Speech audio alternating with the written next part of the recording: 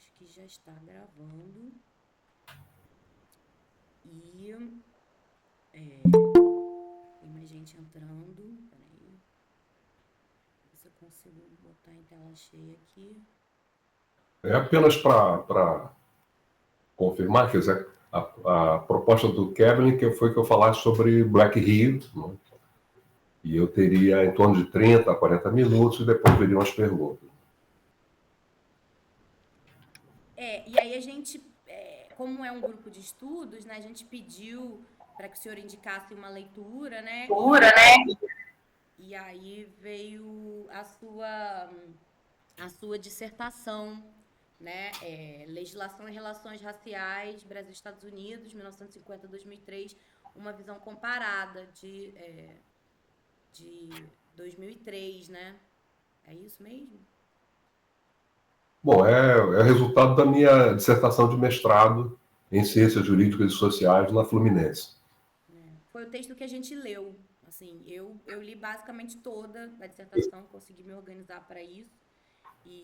Mas aí tinha os capítulos, né? Que era o capítulo 1.2, 2.5, 4.4, 4.7, que eram assim, né, os focos assim da leitura, e foi, eu imagino, espero que sim, pelo menos os pibidianos, foi o que a gente leu, assim, né, para poder estar dialogando aí com o senhor.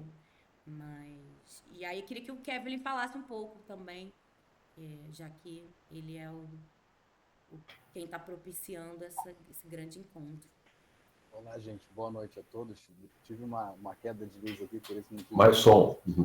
Por esse motivo que eu não consegui entrar no horário. Mas, apesar disso, atrasou bem pouco. Estão me ouvindo bem? Não, melhora um pouquinho, por favor. Fala um pouquinho mais. Aumenta um pouquinho. Fala um pouquinho mais alto. Tá me ouvindo? Porque eu tô Agora bem perto do... Melhorou. Tá bom? Isso. Tá. Desculpa pelo pouco atraso.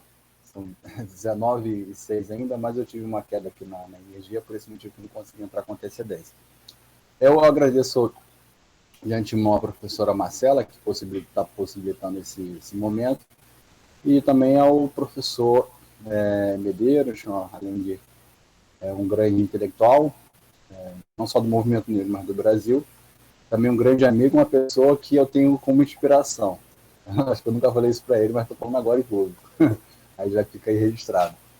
Então, eu acho que vocês devem aproveitar bastante esse momento aqui, que o Medeiros vai estar falando. Vai ser muito enriquecedor. Eu creio que a gente também, de algum modo, vai contribuir para o enriquecimento desse bate-papo, né? Entendeu? Então, sintam-se à vontade.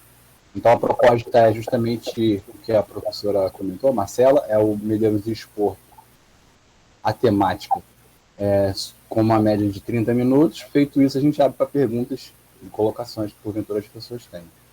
Tá? Então, passo a palavra para o Medeiros, vou deixar ele... Aí ele fica à vontade para fazer uma síntese da carreira dele, né? Do currículo dele. A pessoa mais indicada para fazer isso. Logo após, ele pode expor, fazer uma exposição de 30 minutos sobre a temática que foi proposta. Perfeito. Bom, eu quero agradecer, né, pelo convite para me apresentar uma temática tão importante para mim, algo tão ligado à minha própria vida. Agradecer, então, especialmente a figura desse meu amigo Kevin, que fez a sugestão. E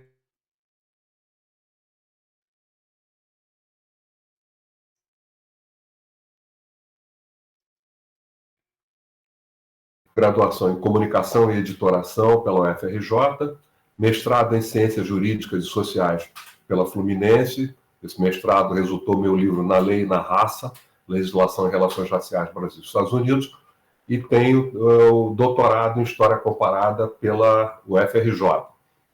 E também, no caso do doutorado, trabalhei essa comparação entre Brasil e Estados Unidos, que, como mostra muito bem a história comparada, esse tipo de exercício, digamos assim,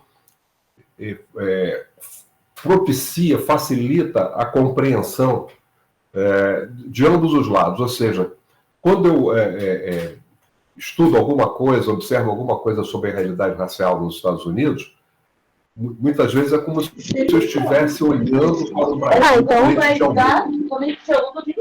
Então você usa. Entrando agora. Opa. Vou seguir, então. Então, quando eu olho, observo certos aspectos da realidade racial dos Estados Unidos, é como se eu estivesse olhando o Brasil com lente de aumento. Porque, na verdade, como disse um estudioso, participante da famosa pesquisa da Unesco no início da década de 1950, tudo que aconteceu lá, aconteceu aqui e vice-versa, mas em graus diferentes. Então, a diferença entre Brasil e Estados Unidos, do ponto de vista da questão racial, é uma diferença de grau, não de essência. Eu também, como eu disse, sou militante do movimento negro, participo, então, há décadas, sou um dos fundadores de organizações como a SIMBA, Sociedade de Intercâmbio Brasil-África, o IPCN, Instituto de Pesquisa das Culturas Negras, do qual participei como membro da primeira diretoria, e tive uma atuação particularmente intensa nos debates que resultaram e também se seguiram a aprovação daquela que eu considero a maior conquista do movimento negro no pós-abolição, que foram as políticas de ação afirmativa.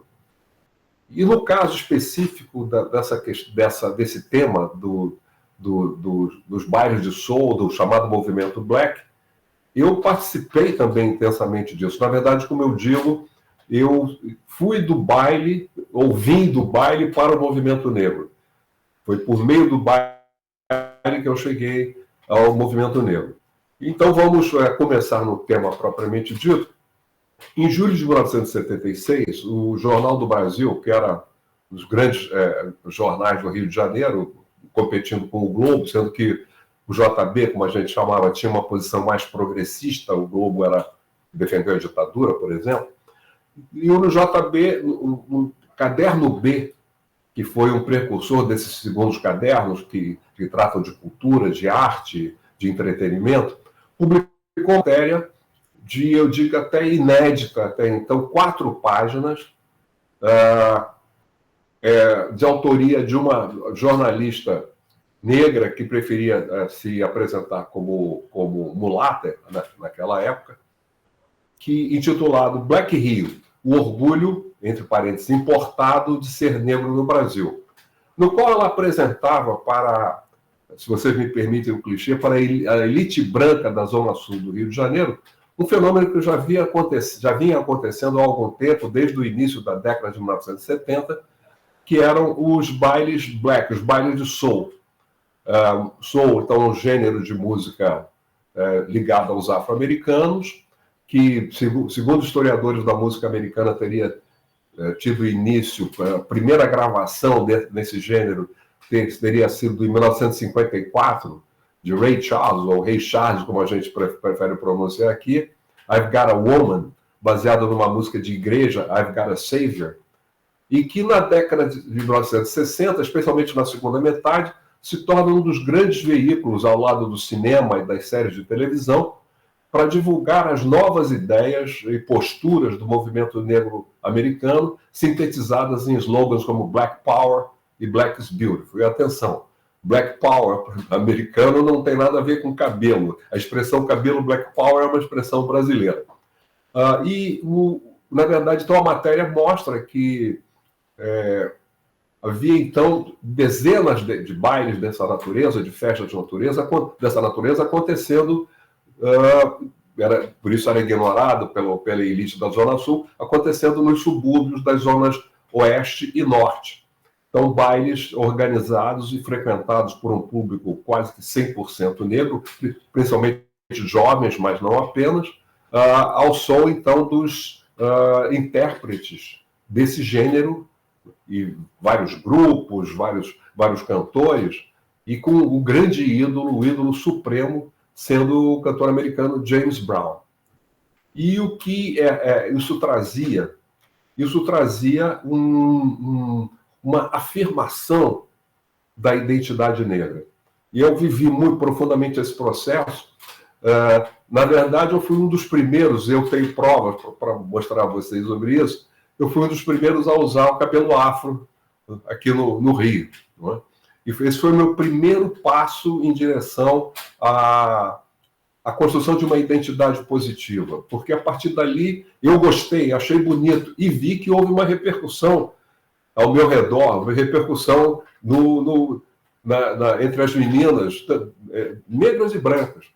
E isso realmente me deu um pouco mais me deixou fez com que eu começasse a deixar para trás aquela noção de inferioridade que a gente tem, inclusive inferioridade estética, que é frequentemente transmitida, pelo menos era muito assim, ainda existe isso, pelas nossas próprias famílias, reforçados na escola e reforçado pela mídia. Né? Isso tem mudado nos últimos tempos. Mas era uma coisa individual, era uma coisa minha, individual. E eu me lembro que eu ia muito a festas em Madureira, tinha muitos amigos que moravam lá, e eu tinha me inspirado muito na revista Ebony, que é uma revista dos negros americanos, que começa lá na década de 1940, se tornou o principal órgão da imprensa negra americana durante muito tempo, e a partir dali uma capa de uma revista dessa com o personagem de cabelo afro, os anúncios, a maioria, quase todos os homens e grande parte das mulheres de cabelo afro, né? E aquilo me inspirou. Mas foi uma coisa do destino. Eu estava num ensaio da Mangueira, era início do ano, um pouco antes do Carnaval, e eu fui apresentado a um cara que se tornou um grande amigo e companheiro de aventuras no Brasil, tanto no Rio de Janeiro, São Paulo, Bahia, na África, no Senegal, na África do Sul, nos Estados Unidos, que foi o Oxelofe de Oliveira, Dom Filó, que me convidou, então era uma sexta-feira esse ensaio, me convidou para uma festa que ele promovia aos domingos no Renascença Clube, né? Um clube que eu chamo de historicamente negro do Rio, que era a Noite do Shaft. E quando eu chego no clube, o salão de dança ficava um pouco abaixo do corredor de entrada, e eu olho para o salão e eu vejo aquele mar de cabeleiras afro, praticamente todos os homens e muitas mulheres, e aquilo me pegou, quer dizer, eu senti, eu tive aquele sentimento de pertencimento, de belonging, né? Como se fala nas ciências sociais, o pertencimento, aquilo era a minha turma. Eu já conhecia, já tinha a experiência de festas, de bailes de negros, nos clubes. Minha mãe era do Rio Grande do Sul, nós íamos em férias para lá, e lá todos os clubes eram segregados. Era o clube de branco e clube de negro, para imitar a pronúncia dos gaúchos. E os negros, e ali era um ambiente que eu percebia que eu me sentia também em casa. Me sentia em casa, eu não seria ofendido com piadas, apelidos racistas. Como eu digo, se eu tirasse uma garota para dançar e ela não quisesse, não é porque eu era negro, todo mundo era negro, felizmente isso não aconteceu, e as meninas mexiam comigo, me chamavam de pão, que era uma forma de elogiar o homem, né? E eu tinha essa experiência, mas na festa do Renascença era diferente. As pessoas iam ali para afirmar a sua negritude. Era isso que acontecia. E é muito importante a gente salientar que esses bailes, essa música, esse movimento, chega ao Brasil em paralelo com aquilo que a gente chama, essa nova fase, o movimento negro contemporâneo, cuja primeira organização, o marco inicial, é a fundação em Porto Alegre, no ano de 1971, do Grupo Palmares, liderado pelo grande poeta intelectual Oliveira Silveira. Esse Grupo Palmares que foi importante, se não fosse por outra coisa, por sugerir, então, essa ideia de comemorarmos o dia 20 de novembro, ainda não como o Dia da Consciência Negra, como o Dia do Negro, o Dia de Zumbi, o que acabou sendo incorporado e se tornou hoje, então, até um feriado nacional. E essas organizações começam a surgir nessa época, também a partir de duas influências externas. Uma delas, os movimentos anticoloniais na África, particularmente nos países de língua oficial portuguesa, pela facilidade do idioma, e aí lideranças como Samora Machel, Agostinho Neto, Amilcar Cabral, tudo isso tem um peso aqui no Brasil. E também do movimento ou dos movimentos negros americanos, já que, na verdade, existia uma pluralidade de posturas, e acaba que essa influência dos movimentos americanos é mais forte no Brasil, não porque a luta nos Estados Unidos fosse mais importante que a luta na África, mas porque os negros americanos dispunham de três, pelo menos, veículos. Não, primeiro, tem os veículos, mas mais do que isso, existia a questão do papel ocupado pelos Estados Unidos no sistema mundo, que faz que tudo que aconteça lá tenda a ter maior repercussão pelo mundo afora. A maior semelhança, com todas as diferenças que possam existir, a maior semelhança entre o problema nos Estados Unidos e no Brasil, diferentemente da África, onde se tratava de expulsar os colonizadores, no Brasil e nos Estados Unidos, a questão era construir formas de convivência pacífica e igualitária entre negros e brancos. E os negros americanos dispunham de dois veículos importantes, que eram o cinema, as produções audiovisuais, cinemas e séries de televisão, que traziam uma coisa que nós não tínhamos, não conhecíamos aqui no Brasil, que eram negros interpretando os papéis principais, e homens e mulheres apresentados como belos, corajosos, determinados e cheios de orgulho negro, um tipo de personagem que a gente demorou a ter aqui no Brasil, e também a música, que é exatamente a soul music, que era esse veículo de transmissão dessas ideias. Então, essas coisas chegam ao Brasil, esse movimento, embora não houvesse uma ligação orgânica entre o chamado movimento black e o movimento negro, né, as organizações do movimento negro, havia, sim, havia uma congruência importante. Por quê? Esse novo movimento, essa nova etapa do movimento negro, o movimento negro contemporâneo, tinha de início duas pautas principais. A primeira era denunciar como farsa o mito da democracia racial, o que foi feito com uma certa eficácia, já que hoje, mesmo os nossos adversários já não usam mais exatamente isso. Isso já ficou para trás, esse tipo de argumento. E a outra pauta do movimento negro contemporâneo era construir uma identidade negra positiva, baseada na valorização tanto da cultura dos africanos e afrodescendentes, o que acabou resultando na Lei 10.639, que impõe, então, esses conteúdos nas disciplinas escolares, de primeiro, segundo, agora o antigo primário e o ginasial, agora fundamental 1 e 2.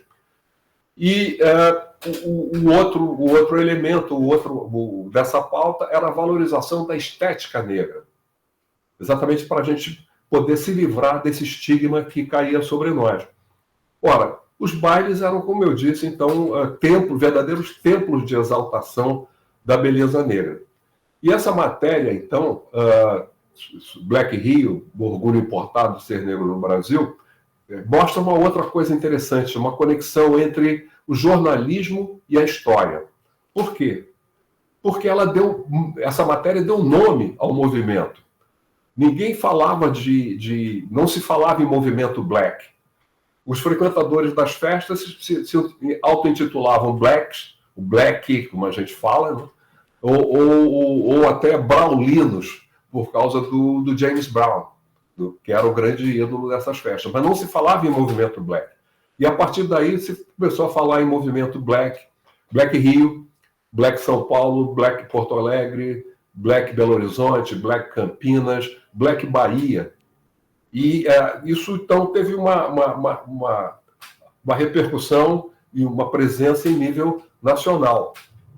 E foi interessante. No livro Carnaval e Jexá, o baiano Antônio Risério, antes de se tornar um inimigo do movimento negro, ele falou exatamente sobre o carnaval negro na Bahia. E ele me disse no livro, ele relata que o primeiro bloco afro, o Ileaê, fundado em 1974, teve a influência dos bailes de soul.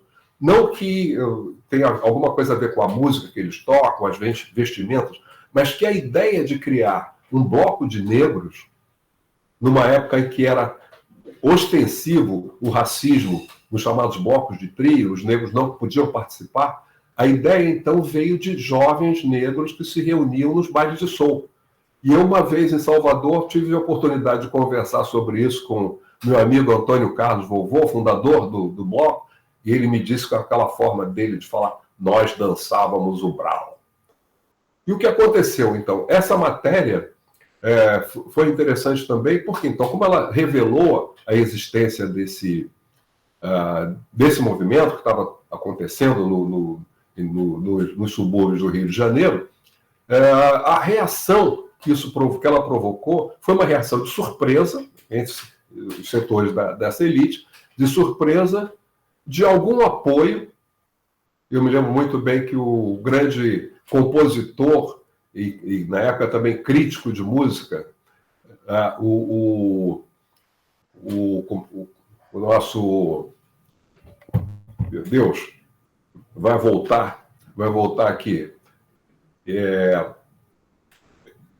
Que foi exatamente um que apoiou e vai voltar daqui a pouco o nome dele. Então ele foi um dos poucos que apoiaram, Nelson Motta. Nelson Motta foi um dos poucos que apoiaram. E, no geral, a reação era uma reação de rejeição. Tanto, curiosamente, tanto à direita quanto à esquerda do espectro político. Isso é algo interessante para a gente assinalar, porque sempre houve aquilo, talvez fosse bem explicado pela Maria Aparecida Bento, quando ela fala do pacto narcísico da branquitude, houve sempre essa tendência de direita e esquerda se unirem contra as reivindicações dos negros ao longo do tempo. Por exemplo, o Partido Comunista, durante muito tempo, via a mera discussão da questão racial como algo que deveria ser evitado porque iria dividir a classe trabalhadora. E, hoje em dia, nós temos visto uma atualização desse discurso, né, nessa história do identitarismo, né? Essa história, então, que quando a gente defende uma pauta como a pauta racial, nós estaríamos desviando as atenções dos brasileiros dos verdadeiros problemas. A questão racial seria apenas um subproduto da luta de classe, que acabaria quando o futuro chegasse, quando fosse implantado o socialismo. E a gente vê que não é exatamente isso que aconteceu em países multirraciais em que o socialismo foi implantado. É claro que isso não significa que a esquerda toda se colocasse contra nós. Nós tivemos apoio da esquerda, mas sempre houve esse rechaço de setores da esquerda e eu vivi pessoalmente com isso, as reações que eu vivi em determinadas situações. Eu depois posso falar mais amplamente sobre isso, se alguém desejar. Então, esses bailes começaram no início da década de 70 e atingem o auge, mais ou menos, em meados então, da década. E o que acontece? A direita, que estava no governo, a direita vai fazer o seu papel. Ela começa a enviar o quê? Espiões. Eles tinham medo de que esses bailes significassem uma chegada ao Brasil de movimentos considerados radicais, negros, americanos, como os Panteras Negras, coisas desse tipo. E começaram, então, a enviar os seus agentes. Agentes esses, que, diferentemente do que disse aí o famoso cantor, a gente chegava lá no baile e via aqueles caras brancos de terno e gravata. Eles não eram burros para fazer isso. Esses agentes tinham que ser necessariamente jovens, negros, de cabelo afro, para poderem se infiltrar. Não é? E é interessante, porque aí a gente tem também um aspecto curioso que deve ser considerado em relação à ditadura e ao movimento negro. E isso, tanto como militante quanto frequentador dos bailes, eles tinham um grande problema em relação à questão racial. Por quê? Essa é a leitura que eu fazia e acho que se sustentou ao longo do tempo, que se eles atacassem o movimento negro, e também no caso dos bailes, se eles atacassem, fechassem organizações, prendessem, torturassem e matassem militantes, eles estariam atraindo a atenção para um problema que eles diziam que não existia. Ainda mais numa época em que o Brasil tinha uma péssima imagem no exterior em função de tudo que acontecia durante a ditadura. Então, eles tiveram cuidado em relação a isso. Nós temos sim os casos de militantes negros de organizações de esquerda que foram perseguidos, que sofreram esse processo. Mas não existe um só militante negro, de movimento negro, que tenha passado por isso. E, da mesma forma, os bailes. Havia um boato de que um americano, e botava às vezes a culpa no maestro Quincy Jones, havia repassado $1 milhão para se realizarem essas festas. E eu me lembro dos relatórios, alguns anos atrás, eu dei o meu depoimento para a Comissão da Verdade aqui no Rio de Janeiro, ao final do qual eu recebi cerca de 50 relatórios dos órgãos de informação da ditadura militar. E a gente vê ali, desde de relatos absolutamente verídicos que coincidem com a minha memória daqueles acontecimentos, como também outros absolutamente inventados e irreais. Existe agora um grupo de jovens negros no Rio, intelectualizados, que pretendem criar um bairro negro no Rio, sequestrar filhos de industriais brancos e fomentar o ódio racial. Uma coisa absolutamente inventada. Fala-se também de um outro grupo de jovens negros que, ao se encontrarem, se cumprimentavam dando beijo na boca. Bom, devia ser até muito interessante para aquela época se isso fosse verdade, né?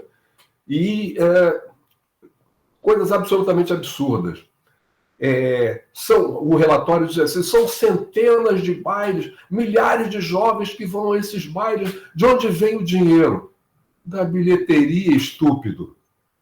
Os bailes eram pagos. Se eu promovo um baile, consigo colocar 1.000 pessoas em alguns bailes, eu conseguisse fazer isso, e cobro R$20 por cabeça, eu tenho R$20 mil no final da festa, R$80 mil por mês, eu posso pagar todo mundo que colaborou e ficar com uma boa grana.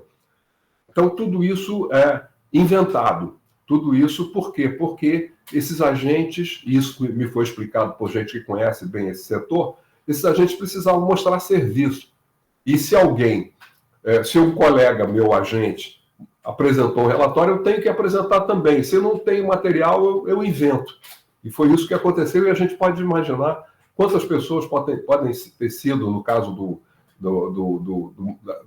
da questão da esquerda, dos movimentos políticos, quantas pessoas podem ter passado por processo, inclusive, de tortura e morte, por causa de um relatório inventado.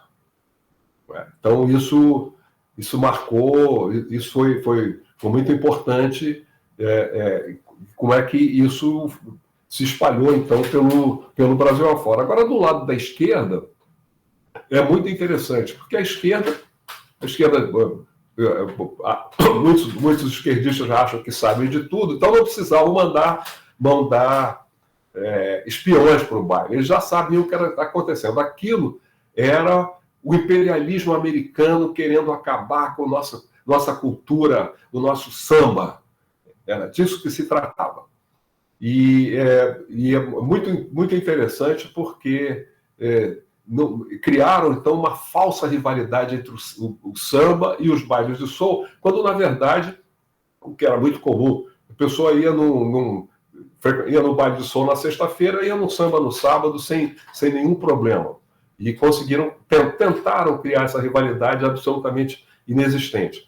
E foi, para mim, muito, eu diria, muito decepcionante ver órgãos da chamada imprensa alternativa, como Pasquim e Movimento, esses jornais, se colocarem contra. Então,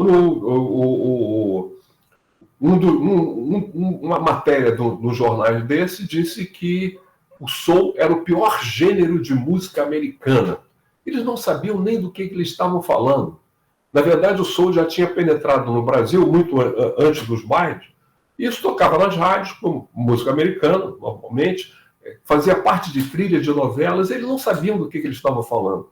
Eles não sabiam que grandes intérpretes como Marvin Gaye, por exemplo, como grupos como The Supremes, o Temptations, Four Tops, grupos que eram valorizados, a Aretha Franklin, eles não sabiam do que se tratava exatamente. E o que acontece, então? Mais chegando para o final da década de 1970, esse movimento vai murchando. Mas por quê? Não é que tem havido alguma atitude de repressão em relação às festas. Não, muito, muito mais simples. A fonte foi secando. Ou seja, nos Estados Unidos, não sei se por um cansaço em relação a isso, por a necessidade de mudar, a música foi mudando e também a temática foi mudando. Então, foram desaparecendo aquelas músicas com aquelas letras que falavam da negritude, e aí, em grupos, por exemplo, que eu acho um grupo fantástico, como Earth, Wind and Fire, que aparece na segunda metade da década de 70, as letras já falam de uma terra maravilhosa, Movie Wonderland, já falam de amor, já falam de coisas, não tocam mais na questão racial. E isso a gente pode ver muito bem refletido em dois filmes americanos voltados para os negros. Um deles é um documentário intitulado What's Tax, produzido em 1972, um documentário sobre um evento, um grande show de música negra realizado em Los Angeles, 1972, num estádio de futebol americano, Los Angeles Coliseum, que apresentou uma série de artistas negros tocando tanto o soul como o blues e o gospel, que são exatamente as músicas, os gêneros ligados à comunidade negra americana, e também com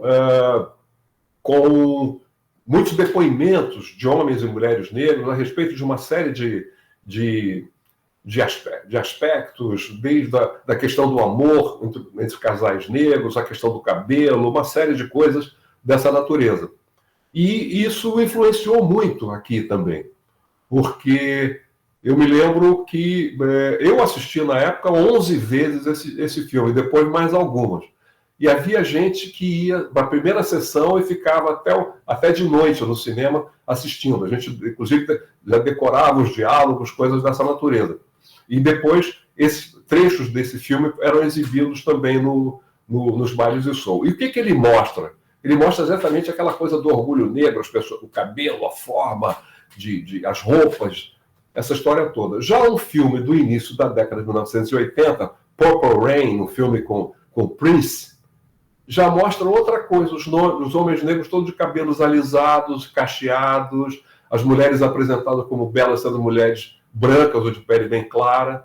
Então, houve uma mudança lá na fonte dos Estados Unidos em relação a isso, e isso foi o que fez com que esses bailes fossem também murchando aqui no Brasil. E o soul passou a ser apresentado apenas no meio de uma festa maior. Agora, é uma coisa interessante, que eu já fui muitas vezes aos Estados Unidos, mesmo numa festa dessa, quando toca soul, a gente vê pessoas mais velhas e novas também dançando num estilo tipo como James Brown dançava, coisas assim. E interessante que nos Estados Unidos, festas de negro lá, nunca vi isso. Eles deixaram isso para trás. É uma coisa que a marca permaneceu aqui e é muito curioso. Então, o que acontece é que, a partir então do final da década de 70, esse movimento vai se arrefecendo e ele ficou para trás, acaba ficando para trás. Mas o que ele deixou, a marca que ele deixou, essa marca ficou presente na sociedade, entre a população negra, que é essa coisa da valorização, da autoestima, do Black is Beautiful.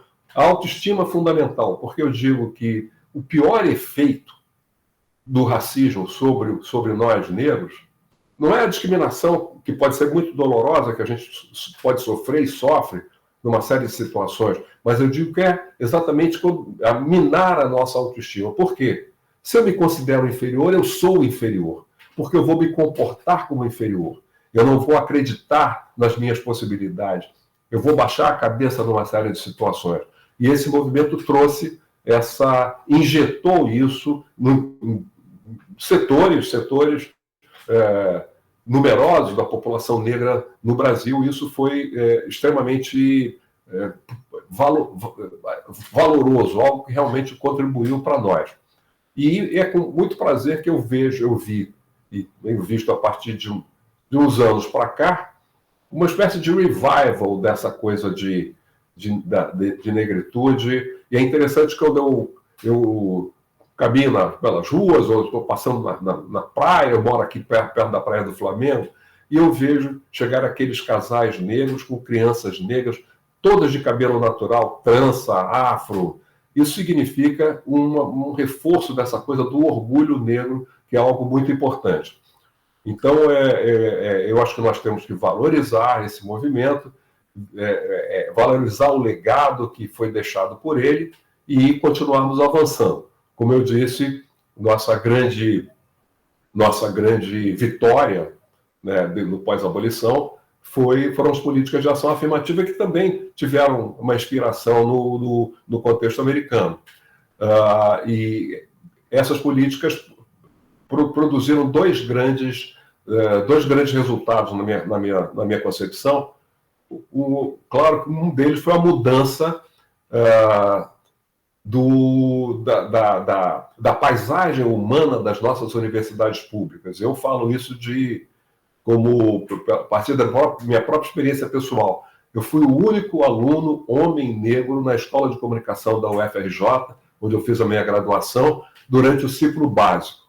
E no ciclo profissional entrou outro, e éramos 2 homens e 3 mulheres, não na minha turma, entre os 80 alunos da faculdade.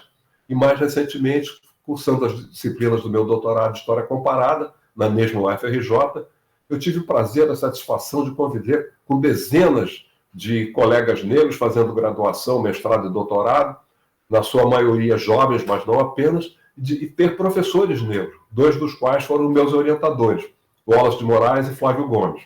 Mas eu digo que o grande efeito, até mais importante que esse, foi obrigar a sociedade brasileira a discutir um tema que era rejeitado, um tema que era considerado desagradável, inoportuno, uma discussão desnecessária, porque o Brasil é uma democracia racial, que é a questão racial.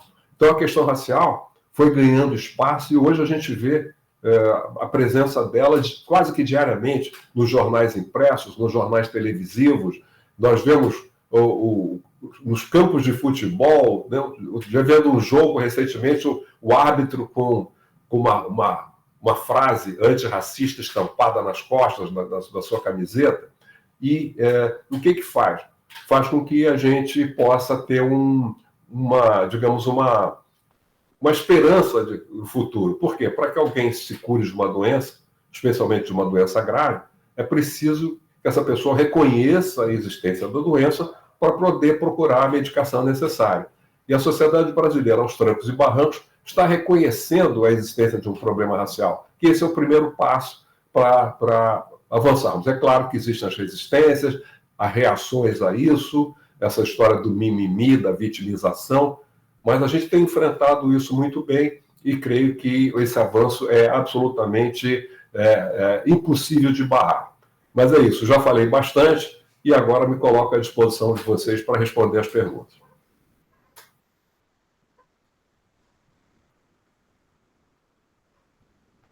Deixa eu ver as falas aí. Boa noite. Nossa, muito boa essa sua apresentação, né? Esse texto que essa autora, né? Ele também, eu acho que o senhor participou também desse filme do Emílio Domingos, que saiu sobre, né, o movimento Black Rio, Black Power. O Emílio é meu amigo também de muitos anos, já foi a Caxias passar um outro filme dele, o Favela é Moda. Então, eu acho que bom que, né, que essa história está sendo contada, recontada aí pelas vozes, né, que realmente podem falar com propriedade sobre o tema, né, do movimento Black. E o Don Filó aparece também no filme, né, que você citou aí no começo da sua fala. E aí, vou deixar o Kevin falar, mas acho que a gente pode, né, na sequência, ao abrir para perguntas, questões, de repente cada um vai levantando a mãozinha aí, porque aí fica uma fila, né, de pessoas, e aí a gente vai... Kevin pode ir organizando isso também, né, de ir chamando assim, agora fulano fala e tal. Enfim, vai lá, Kevin. Professor, parabéns pela exposição, mais uma vez obrigado. É sempre uma surpresa te ouvir, porque a gente acha que já entendeu tudo que você sabe, mas não, tem sempre algo diferente. Enfim, vou te chamar de você, né? Como você vê essa discussão que existe, que é uma coisa que dialoga com o que você acabou de expor, com os textos que você já escreveu, não só com o texto que você indicou, mas sobre outros textos que você já escreveu, enfim. Há pessoas, por exemplo, sobretudo no campo da esquerda, que pensam assim, como o senhor disse, a classe é mais importante que a raça. A gente do movimento negro diz, algumas pessoas do movimento negro diz, a raça é mais importante que a classe. Como o senhor vê isso? O senhor acha que há uma primazia de uma coisa sobre a outra? Ou essas coisas se complementam, enfim? Eu acho que é exatamente o que você disse, Fernando. São coisas que se juntam, que se unem, não é? Que depende da situação. Isso depende da situação. É claro que eu digo, por exemplo, há pessoas que cometem esse exagero, na minha opinião, de afirmar que nós negros somos perseguidos o tempo todo, somos... minha visão é diferente. Nós negros temos... Isso pode acontecer conosco a qualquer momento, em qualquer lugar, mas não significa que aconteça o tempo todo. Então, eu moro no Flamengo, na Zona Sul do Rio de Janeiro, e não me sinto absolutamente ameaçado quando saio à rua, né?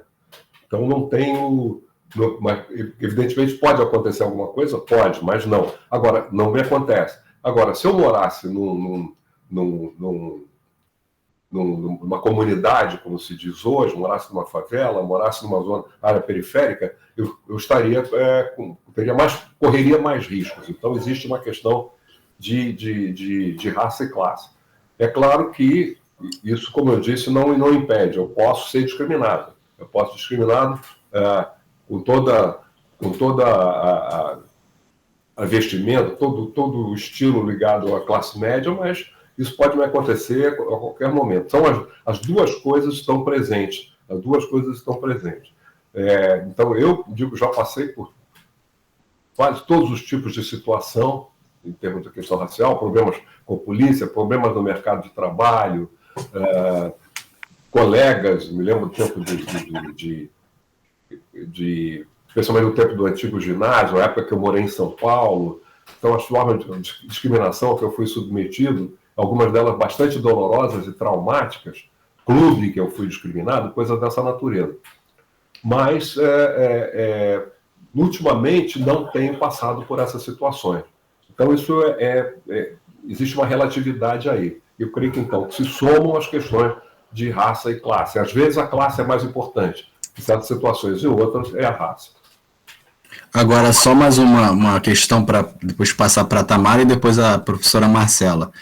É muito comum a gente ver no Brasil pessoas que olham para os Estados Unidos e falam assim, lá que é racismo. O próprio ex-vice-presidente do Brasil, Mourão, uma vez disse, não, racismo é nos Estados Unidos, morei muito tempo nos Estados Unidos. E também há pessoas que dizem assim, lá é pior, porque teve as leis de segregação, linchamento, enfim. Como é que você vê essa questão? Você concorda com isso? Discorda? Não, eu estudei isso, né? Tanto para o mestrado quanto o doutorado, e também tive a oportunidade de, como eu disse, muitas vezes, eu fui lá, 25, 26 vezes aos Estados Unidos, e tem uma coisa que é interessante para nós, vamos dizer, você e eu estamos lá, num bar, batendo papo, alguma coisa, ou caminhando na rua, eles vão olhar para nós e nós somos americanos. Então a gente tem a possibilidade, na visão deles, enquanto eles não ouvirem a gente falar, nós somos americanos, porque existe uma semelhança física muito grande. Pode olhar esses atores e atrizes desses filmes americanos, né? E já aconteceu várias vezes de virem amigos meus negros americanos eu levar a festas aqui e até eles abrirem a boca e todo mundo pensar que eles eram brasileiros. Então existe essa semelhança que possibilita então ver exatamente esse jogo. Eu digo que a comparação entre o Brasil e os Estados Unidos é como se fosse um jogo de espelhos, e com esse jogo de semelhanças e diferenças. Por exemplo, nos Estados Unidos predomina a One Drop Rule, a chamada regra de uma gota de sangue, pela qual é considerada negra uma pessoa, mesmo que tenha o fenótipo branco, se tiver um antepassado negro conhecido.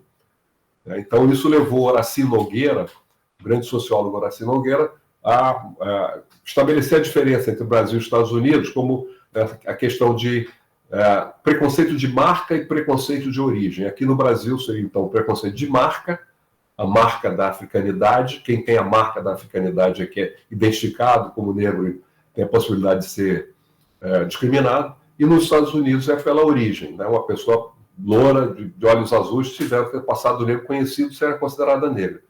Mas nos Estados Unidos é também de marca. Quando eu vou lá, ninguém precisa perguntar qual é a minha genealogia e tal para me identificar como negro, né? Então existe essa coisa. E eu tenho algo interessante pela minha vivência, porque eu nasci no Rio, morei uma época em São Paulo, mais ou menos entre os 8 e os 16 anos, e visitava, né, como eu disse, visitava regularmente o Rio Grande do Sul, a cada 2 anos, em férias. E no Rio Grande do Sul eu vi exatamente, tive essa experiência da segregação racial, né? Então era clube de negro e clube de branco, como eu disse, e havia essa coisa era muito mais visível. Havia um amigo dos meus primos lá do Rio Grande do Sul que era um militante autônomo, né? E ele contava que ele estava servindo a aeronáutica e ele foi a um baile de uma faculdade de direito que convidaram, e lá ele viu a família do comandante da unidade dele sentada a uma mesa. Ele foi lá, tirou a filha do comandante para dançar. Aí ela veio, dançou, terminou a música, ele levou ela de volta, a família se levantou e foi embora do baile. E ele contava isso como uma vitória, né? E o que acontecia? Então, esses negros do Rio Grande do Sul tinham muito mais consciência racial. Enquanto os negros no Rio de Janeiro evitavam essa conversa, no Rio Grande do Sul aquilo era presente. Na conversa de família, reuniões com amigos, havia até uma expressão: fulano é raça, significa que fulano é negro. Então, havia. O quê? Exatamente o que a gente vê em relação aos Estados Unidos, como um problema, uma questão mais explícita, acaba estimulando uma maior consciência, né? Enquanto no Rio se tentava viver a ilusão da democracia racial. Então, essa coisa. E a gente vê, por exemplo, um campo onde fica muito semelhante é a atuação da polícia com relação à população negra. A gente vê nos filmes americanos e a gente vê aqui, enfim, filmes do jornalismo americano, a gente vê aqui no Brasil a polícia descendo o pau nos jovens negros, matando negros. Só que tem uma coisa, isso é importante: a polícia do Brasil é muito mais letal. A polícia do Brasil mata muito mais do que a polícia americana. As polícias lá sendo principalmente municipais e aqui no Brasil sendo estaduais. É quase o dobro que a polícia brasileira mata. E a gente sabe que a maioria das vítimas da ação policial são negros.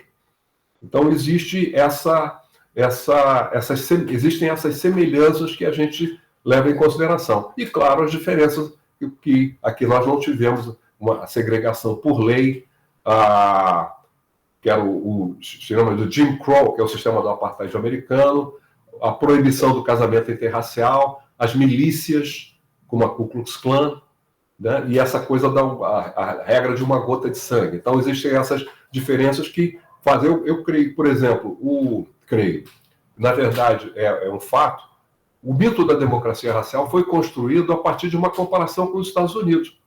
Como nós não tivéssemos exatamente essas formas extremas, violentas de racismo que se desenvolveram, particularmente no sul dos Estados Unidos, depois da derrota na Guerra Civil, como eu falei, a segregação por lei, por aí vai, o Brasil era melhor que os Estados Unidos. Eu poderia concordar com isso em relação àquela época. E de melhor que os Estados Unidos, se passou a apresentar o Brasil como modelo, um país sem nenhum problema. E aí essa ideia, não, o problema racial é lá. Né? E isso entrou até no DNA da identidade nacional brasileira, já depois que ganhou uma moldura acadêmica na década de 1930, com a obra de Gilberto Freire, Casagrande Senzala, Sobrados e Mocambos. Então, a questão racial é um problema dos Estados Unidos. Nós podemos ser piores que os Estados Unidos em tudo, do ponto de vista educacional, de saúde, de econômico, mas nós temos uma coisa que eles não têm. Nós somos uma democracia racial. E eu digo que essa ideologia, essa farsa da democracia racial, foi por muito tempo o maior obstáculo que nós enfrentamos do ponto de vista, o obstáculo a qualquer avanço dentro dessa área. Porque se nós não temos um problema racial, não temos que nos preocupar com isso, né?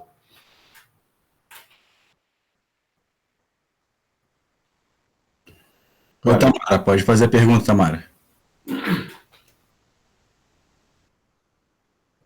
Não Boa foi noite, professor. Primeiro, queria agradecer pela oportunidade desse debate, né? Até anotei aqui minha pergunta, que o professor falou sobre a violência, e eu queria ligar uma coisa com o assunto dos bailes, né? No Rio de Janeiro, os bailes eles foram se mudando culturalmente, né? Parece que o baile funk, que também é uma coisa meio que vem de uma origem estadunidense, mas que vai se transformando com base na nossa cultura carioca, né? E os bailes modificaram, assim, o baile soul, como o senhor mencionou, eles acabaram, e aquilo se transformou, o hip hop se popularizou. Eu, por exemplo, sou um exemplo de consciência racial, que é essa a minha pergunta, né? Vinda através do hip hop. Então, a minha primeira ideia de consciência de que eu era uma pessoa mestiça veio ouvindo hip hop, né? E só que trazendo isso para o âmbito do baile funk, né? O que eu acho, o que eu queria perguntar é que mesmo com a agenda pública nacional sendo mais permeável ao debate racial, né, com as políticas de afirmação, de ações afirmativas, como que o senhor enxerga que isso ressoa na consciência coletiva dos jovens? Assim, eles se veem negros, mesmo o Brasil falando mais e admitindo mais isso, ou eles se veem mestiços, sabe? Assim, nós somos um país de mestiços, e no baile funk o baile não discute mais essas... Os jovens se reúnem, mas eles não discutem mais racialmente. Essa não é uma questão. A questão é a violência policial, que também é um problema racial. Então, eu queria trazer esses temas para a gente poder, para ouvir do senhor, o que o senhor tem a dizer sobre isso. Eu acho que houve... foi uma decadência desse ponto de vista. Então, o que a gente tinha, por exemplo, nos bailes de soul, que era essa afirmação da negritude, isso aí foi desaparecendo.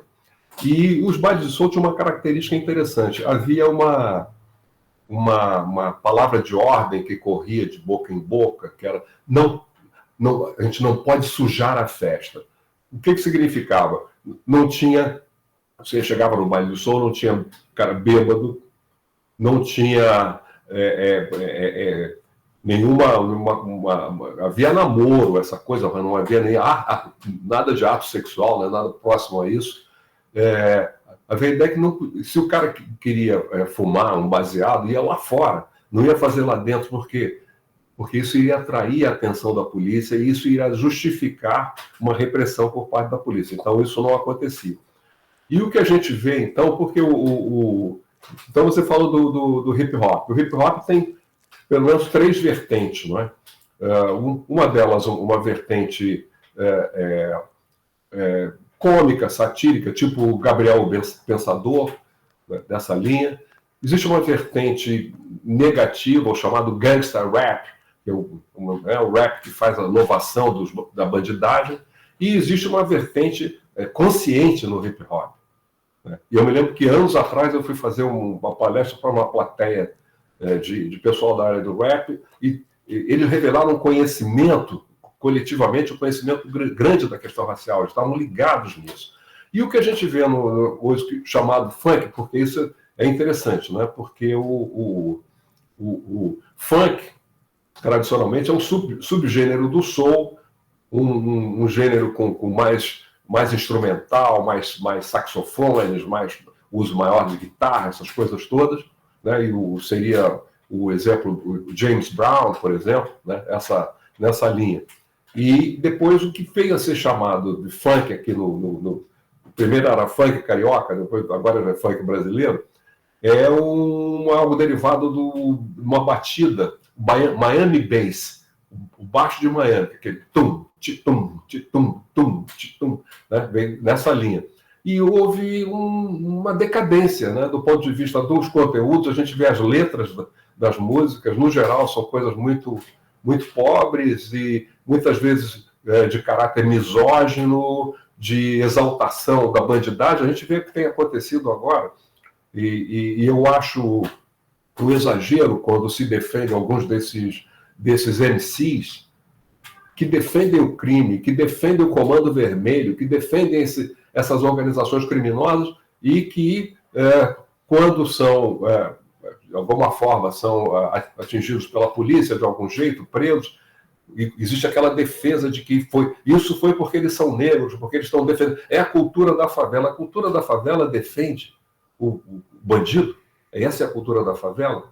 Então é isso que a gente tem visto, infelizmente, é um gênero que cresceu. Agora, eu ainda vejo que, apesar de tudo isso, existe hoje mais consciência entre a juventude do que havia antes desses movimentos, antes dos bailes do Soul. Eu percebo isso, eu percebo da forma como as pessoas se expressam, uma série de ambientes, especialmente o ambiente universitário, mas não apenas.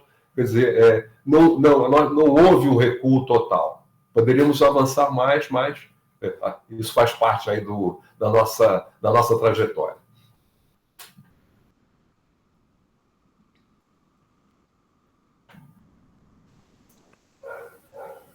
Acho que sou eu agora. Pessoal que queira fazer pergunta, algum comentário, fiquem à vontade aí para levantar a mãozinha, tá? Então, como eu disse, né, eu li toda a dissertação, eu fiz vários cartõezinhos aqui, mas não, enfim, depois em outra oportunidade, né, posso escrever até, né, as minhas questões, mas queria trazer já aqui também, né, enfim, como eu contei no começo, esse grupo surge muito por conta das leituras da Lélia, né, que a gente foi fazendo.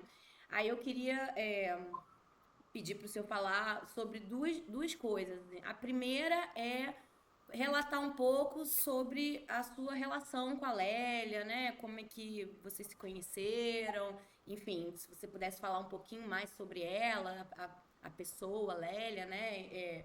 Eu recentemente também comprei a biografia que a Sueli Carneiro escreveu, né? Lélia Gonzalez, um retrato. Tem aquela mais antiga, né? Do Alex Hatz, da Flávia Rios. Eu tenho me interessado bastante sobre a biografia dela, né? Então, eu queria, assim, no primeiro momento, pedir para que você falasse um pouco sobre essa sua relação com a Lélia Gonzalez. E, num segundo momento, também puxar um pouco para esses estudos da Lélia. E aí, no capítulo 2.3 da sua dissertação, né, na página 44, você tem uma hora que você afirma, né, que a nossa sociedade é uma sociedade que nega a discriminação racial, né, do seu passado, etc., e também pratica no presente, né, e continua praticando essa discriminação com uma outra roupagem, enfim. E dessa, vamos dizer, dicotomia, vamos dizer, né, desses dois pontos, né, da sociedade que nega e da sociedade que pratica, me veio um dos debates, dos temas que a Lélia traz nos textos, né, que ela também localiza dois tipos de racismo no Brasil, né, que ela vai chamar o primeiro de racismo por denegação, né, um conceito do Freud, né, que eu acho que estaria próximo dessa sociedade que nega, e já é, enfim, a minha questão, né, se o senhor acha que tem alguma coisa a ver, né, que até você usa lá a metáfora do Janus, né, do Janus bifronte, né, então essa sombra dessa, vamos dizer, desse inconsciente, né, da denegação, essa sombra psíquica, vamos dizer assim, dessa neurose da cultura, que é como a Lélia diz, né, que é o racismo no Brasil, é uma neurose cultural, assim como, né, você citou a Cida também, né, as questões da psicanálise, quando entram nesse debate racial, parece que, né, ganha ali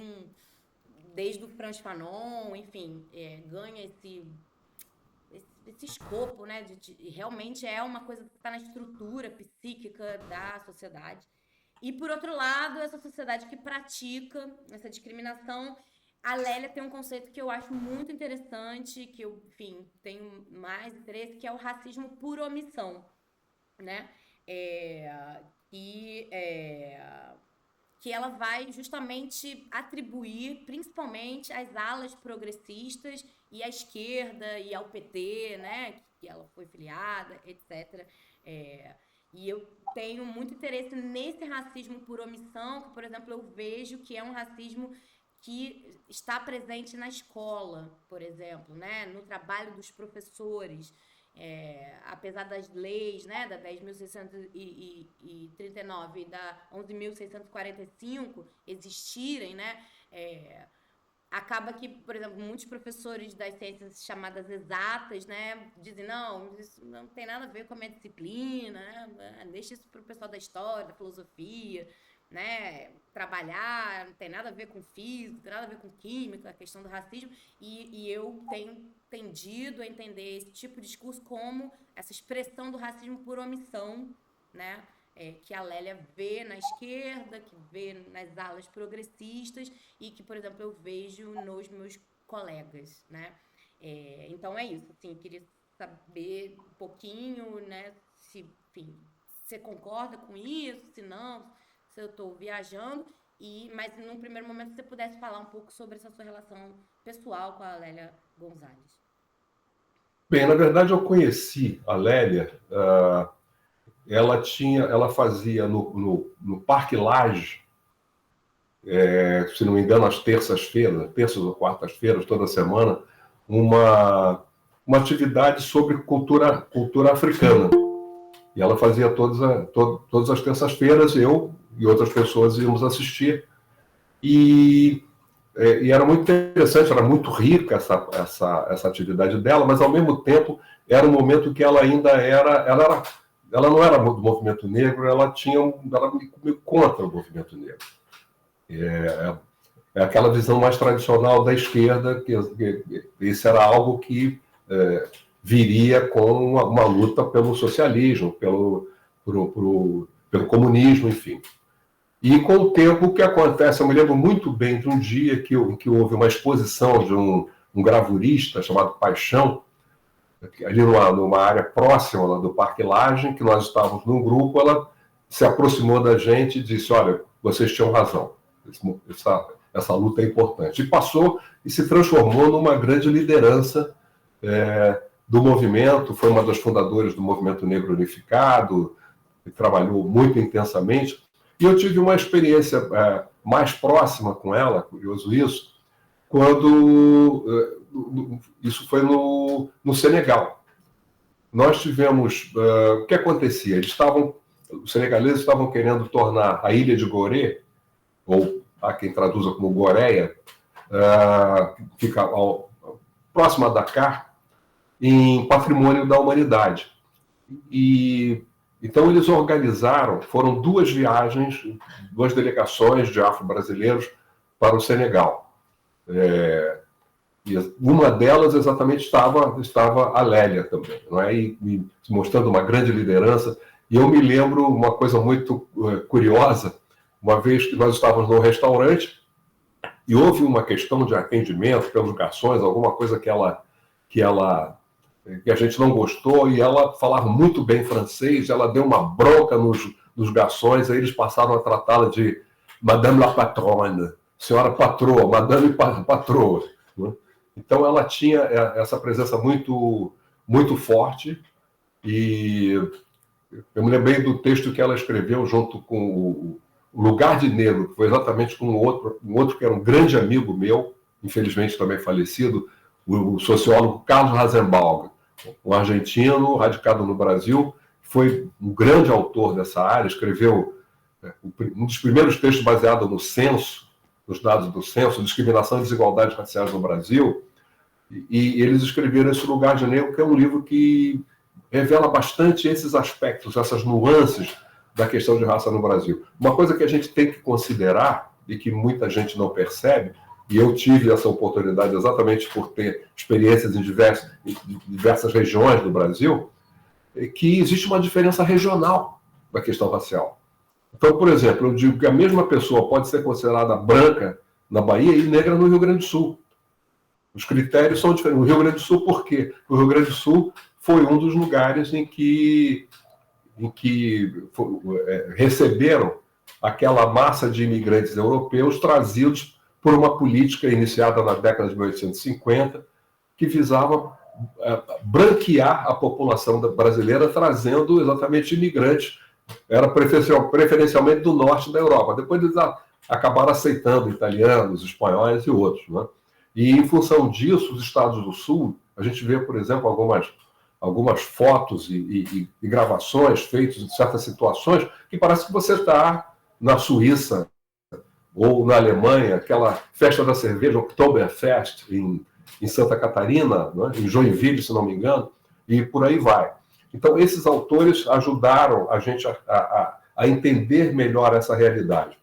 E Lélia tem uma obra bastante volumosa, né? E como eu disse, eu até tive essa oportunidade de traduzir alguns textos dela nesse livro sobre o feminismo afro-latino-americano, e uma pessoa que nos ajudou a entender a realidade, exatamente por essas nuances, esses aspectos como você levantou, as questões de ordem psicológica, né? As questões de ordem mais interna, da forma como é que os indivíduos agem diante disso, da forma como é que nós negros acabamos aceitando, nos é imposto isso, e como é que existe esse racismo, como você disse, esse racismo que é aquele de que não é que pessoas que tenham atitudes racistas, mas elas não reagem. Não é? Como então diz Angela Davis, não basta não ser racista, é preciso ser antirracista. E o que Lélia denunciava era exatamente, sobretudo os setores da esquerda, que parece mais contraditório, não é? Quem luta pela igualdade e não percebe algo que está tão na nossa frente, tão diante de nós. Então, autores como ela têm exatamente essa importância de nos escancarar a realidade, de decifrar aquilo que está diante dos nossos olhos, muitas vezes a gente não consegue ver.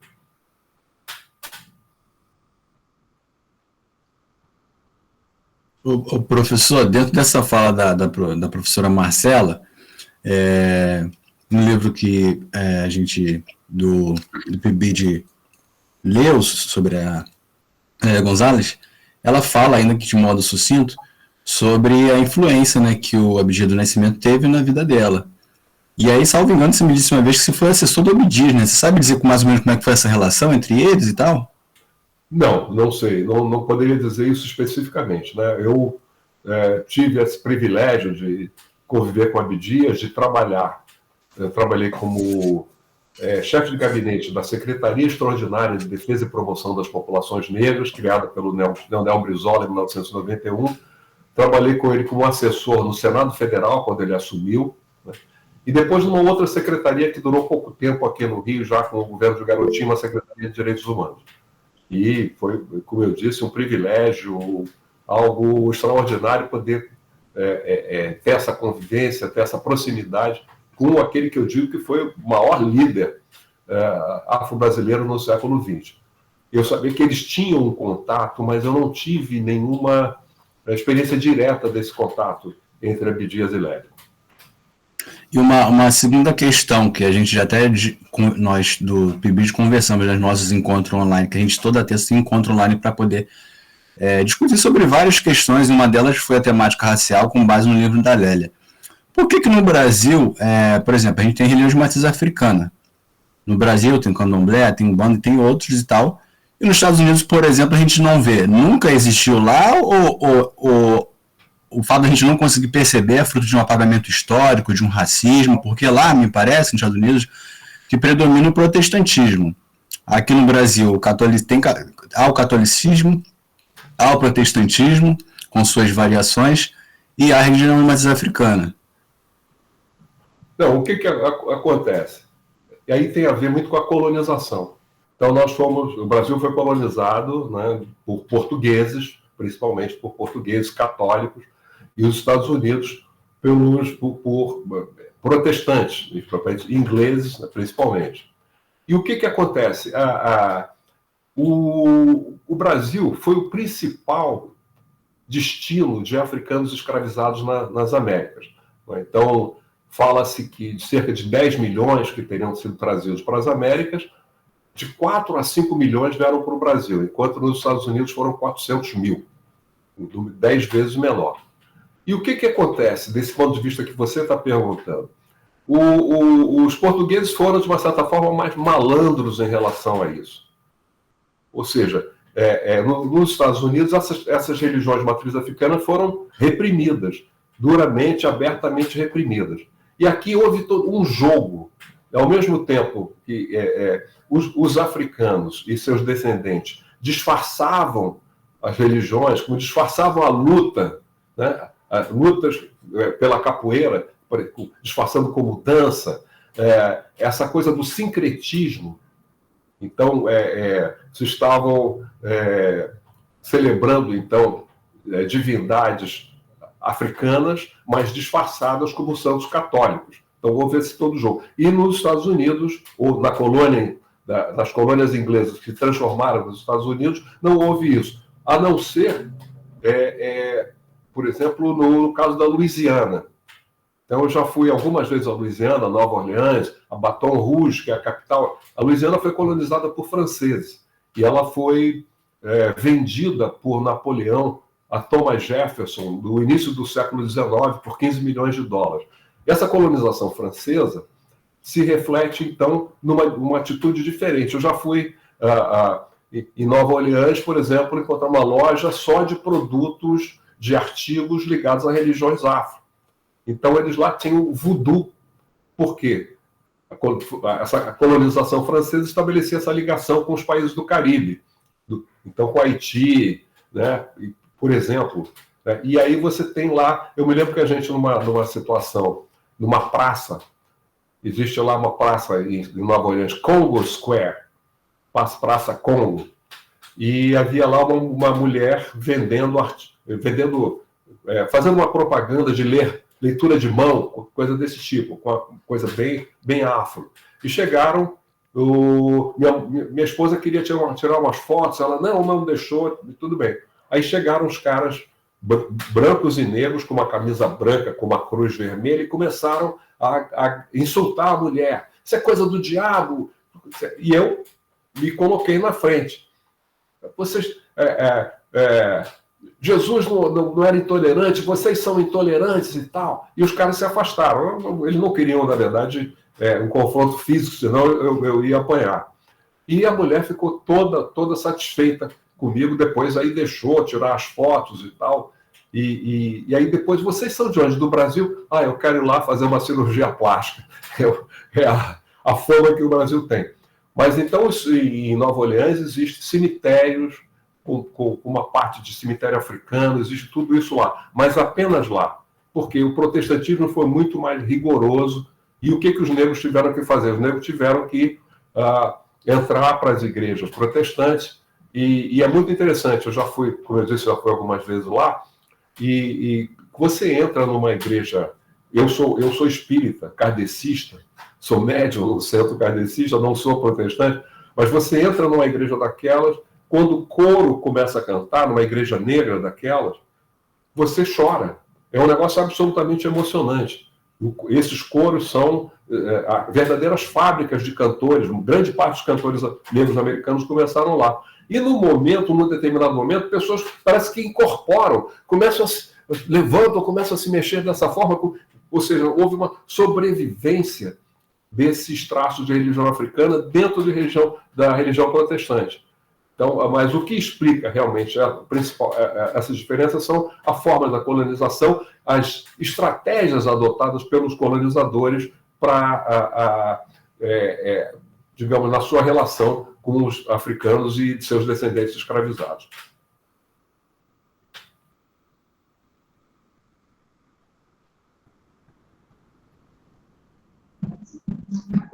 Acho que agora sou eu.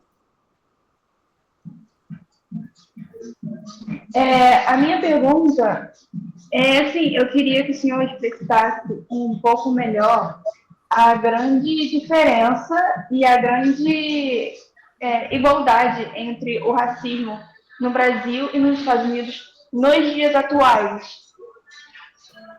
Não, eu digo que essa coisa básica. O racismo lá sempre foi explícito.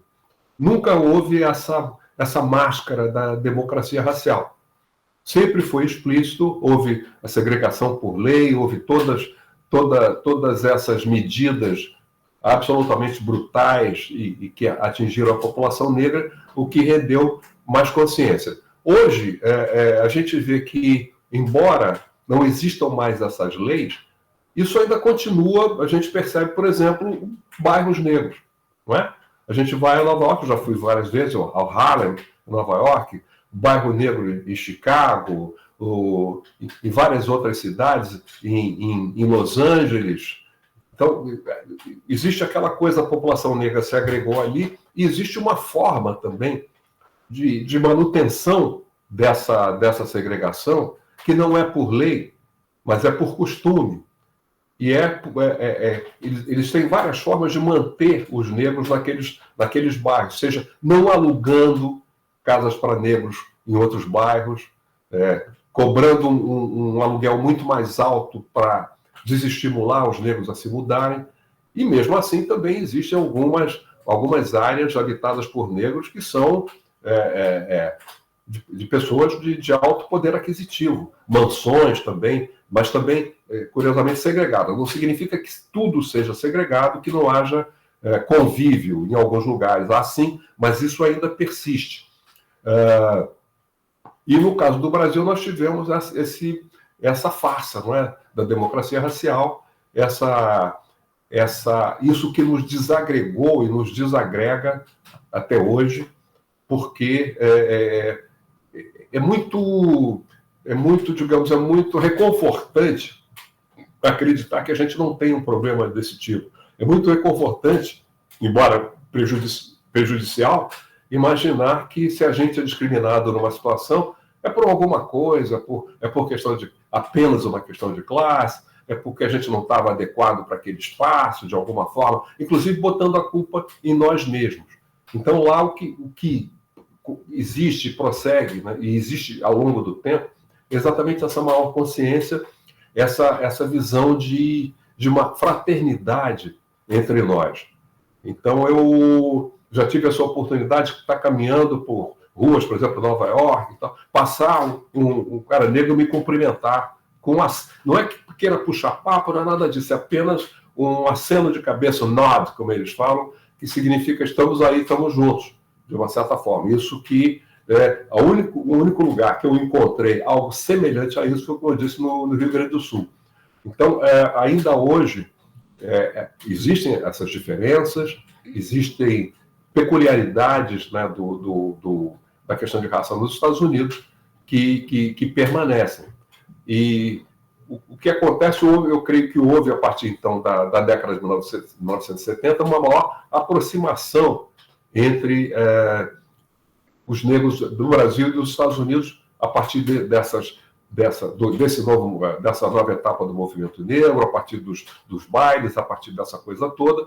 E a gente tem visto uma influência positiva, por exemplo, no caso das produções de audiovisual, que hoje em dia a gente tem, por exemplo, nas novelas, um protagonismo negro que a gente não tinha. E, nesse sentido, eu creio que houve uma influência positiva de lá para cá. Os brancos brasileiros, de uma certa forma, se acostumaram, graças às produções americanas, a ver negros fazendo o papel de protagonista. Então, a gente vê artistas, por exemplo, como Denzel Washington, não é, que está sempre aparecendo, cada vez está com um novo filme vindo agora, e tantos outros, Samuel L. Jackson, enfim, os filmes do Spike Lee, tudo isso teve uma repercussão por aqui.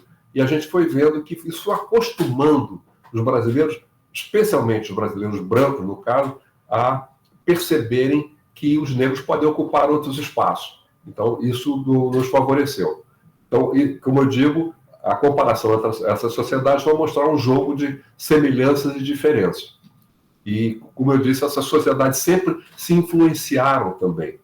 Então, tanto o Brasil, a influência americana resultou, num determinado momento, a influência, o exemplo que se via nos Estados Unidos, resultou no mito da democracia racial, nós éramos melhores do que eles. Ao mesmo tempo, o Brasil influenciou os Estados Unidos. Durante muito tempo, houve entre os negros americanos, entre a militância, a intelectualidade negra, a visão do Brasil como um paraíso racial. Existe um livro de um historiador, David Helwig, African American Reflections on Brazil's Racial Paradise, ou seja, reflexões de afro-americanos sobre o paraíso racial brasileiro, que mostra que, durante muito tempo, os negros americanos acreditaram nessa ideia do paraíso racial brasileiro. E eles vinham para cá, alguns deles, esse livro mostra, o livro é uma coletânea de textos escritos por negros americanos que vieram ao Brasil. Durante muito tempo, eles cultivaram essa ideia. Como que ele diz? Eles precisavam de um modelo positivo para apresentar para a sociedade americana. Viam o Brasil dessa forma. E muitos deles vieram aqui, foram discriminados em hotéis, restaurantes, e mantiveram essa ideia. Não, isso não é... Quem está fazendo isso é essa elite brasileira, está querendo imitar os americanos.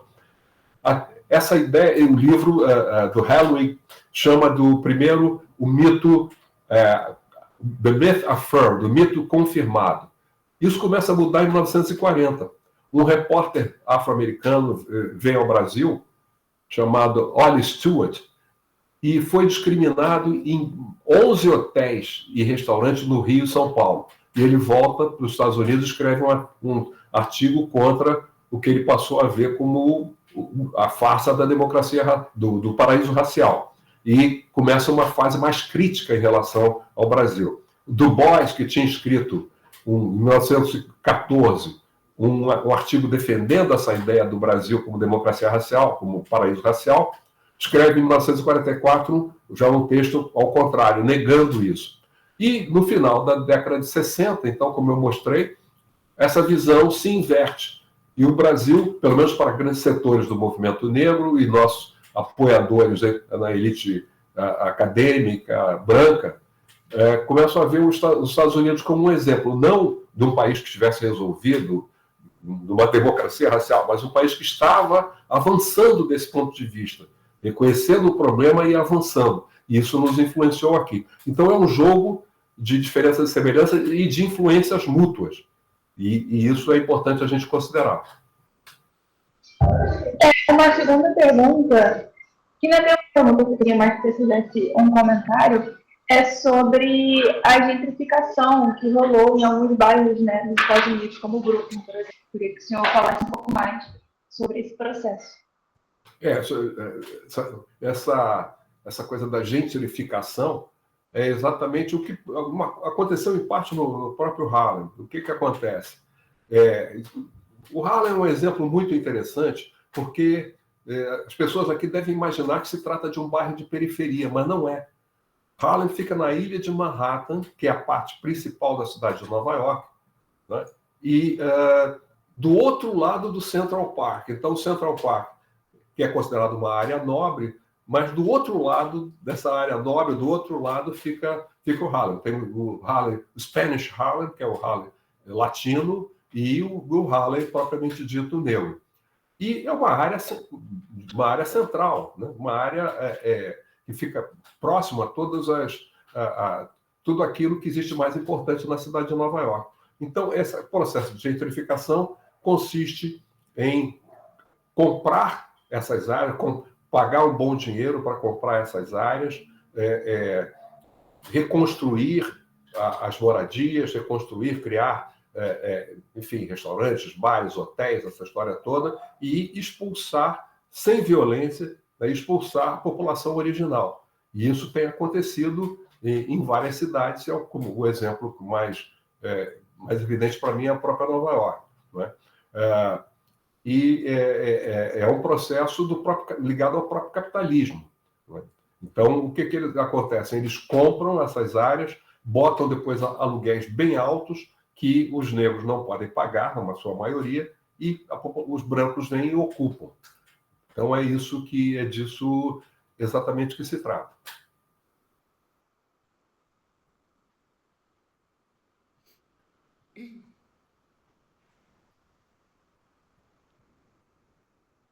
Respondi todas as perguntas, todas as dúvidas, ninguém... Vinícius quer perguntar. Vai, Vinícius.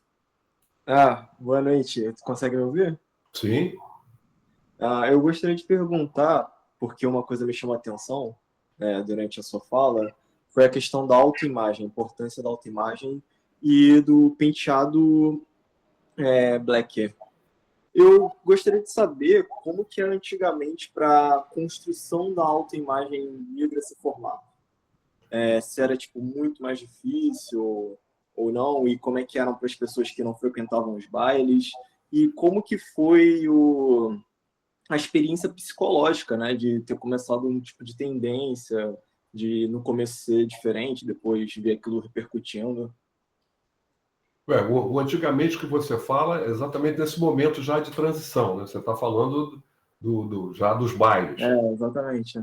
Porque antes disso, a gente não tinha, e antes de chegar essa influência, então, das produções audiovisuais americanas, com negros como protagonistas, a gente não tinha isso. Eu me lembro muito bem que uma novela de televisão da década de 1960, que tinha um personagem principal negro, a Cabana do Pai Tomás, esse papel era vivido por um ator branco, Sérgio Cardoso, blackface, com a cara pintada de preto. Né? Era dessa forma. E é claro que isso tinha um efeito muito, muito, muito negativo, né, sobre nós negros. Então a gente se considerava feio. Nossa pele era feia. Nosso cabelo, nosso nariz, nossos lábios, nosso cabelo era ruim. Era essa visão que nós tínhamos de nós mesmos. Então, isso foi começando a mudar por essa época, exatamente por essas influências, e os bailes tiveram esse papel multiplicador. E pouco a pouco, a sociedade, então, foi começando a absorver isso também. Pouco a pouco, a sociedade mais ampla começou a absorver isso e mudar um pouco a sua atitude em relação a esses aspectos estéticos do negro. Não significa que tenha resolvido tudo, que tudo tenha acabado. A gente vê aí atores e atrizes negros de alguma proeminência serem ofendidos, né? Mas só que a diferença é que no passado isso seria quase unânime. Seria quase unânime. Como é que está aquela negra fazendo aquele papel? Isso é impossível, né? E eu me lembro de uma coisa que me deixou muito com muita raiva. Anos atrás, que eu vi um homem branco, que era um grande nome da área da publicidade, quando entrevistado, e alguém perguntou para ele, mas por que você não coloca negros nos anúncios? Aí ele deu uma risadinha, porque colocar negro não vai vender. E era essa a visão que se tinha. E hoje, me faz muito bem quando eu vejo, por exemplo, o anúncio de um perfume muito, muito sofisticado, num ambiente especialmente transado, e é a única personagem, uma mulher negra, tinta forte, como se diz na Bahia, de pele bem escura, naquele ambiente que absolutamente seria impensável se colocar um negro.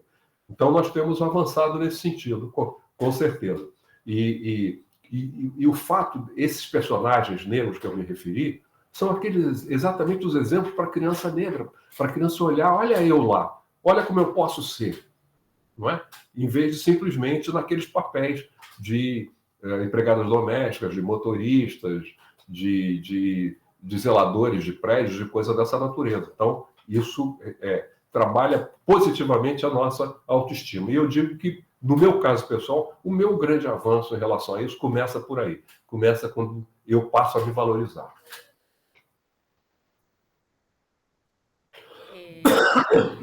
Pedir aí permissão para fazer mais uma colocação, pergunta, enfim, queria saber um pouco também da sua opinião. No capítulo 4 da sua dissertação, que você vai, então, se debruçar sobre a questão das ações afirmativas nos Estados Unidos e os impactos, né, no Brasil e tal, vou pedir também, assim, espaço para citar o seu texto, né, que eu acho, enfim, muito, muito bem escrito, né, como um todo. Então, tem algumas passagens, assim, muito esclarecedoras, né? Na página 104, você vai afirmar, assim, a ação afirmativa é uma expressão guarda-chuva sob o qual se abrigam iniciativas variadas, públicas e privadas, voltadas à promoção de grupos discriminados nas áreas da educação e do emprego e também no mundo empresarial, né? E aí, depois, né, de todos esses anos aí que a gente já tem essa experiência nas universidades, agora nos concursos públicos, mais recentemente também, queria saber a sua opinião, sua visão sobre as comissões de heteroidentificação, né? E aí, voltando um pouco também àquela minha fala inicial, que, inclusive, numa atividade, né, de capacitação da comissão de heteroidentificação do IFRJ, que eu tive contato com aquela sua entrevista do Café Filosófico. Então, eu queria que se você puder falar um pouquinho sobre isso, né, essas comissões de heteroidentificação, se você vê aspectos positivos, aspectos negativos, enfim. Não, perfeito, é interessante que você está falando de um tema que hoje, mais cedo, eu discuti com alguns parceiros, né, militantes negros também.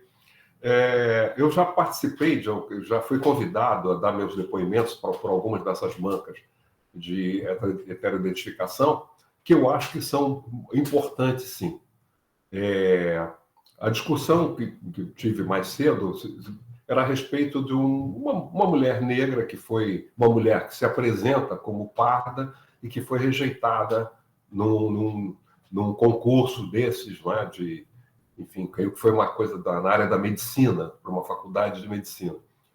E isso levanta uma série de questões, porque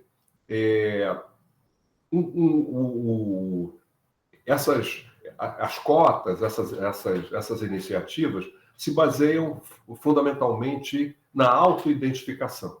Então, como é que eu me identifico? Se eu me identifico, as categorias do IBGE são branco, preto, pardo, amarelo e indígena, sendo que indígena é mais recente. Entrou no censo de 1991. Então, como é que eu me identifico? É claro que essa autoidentificação é importante também, mas o fundamental é que ninguém é discriminado em função daquilo que essa própria pessoa acha de si mesmo. Não é a forma como eu me identifico que faz com que eu seja discriminado. Eu sou discriminado pela forma como a sociedade me vê. Então, existem pessoas, fora a questão do golpe por causa das políticas de ação afirmativa, pessoas que sempre foram identificadas como brancas e se apresentam agora como pardas, vão buscar uma foto lá no fundo do baú que eles se escondiam o tempo todo para mostrar uma bisavó negra, para querer dizer que são negros.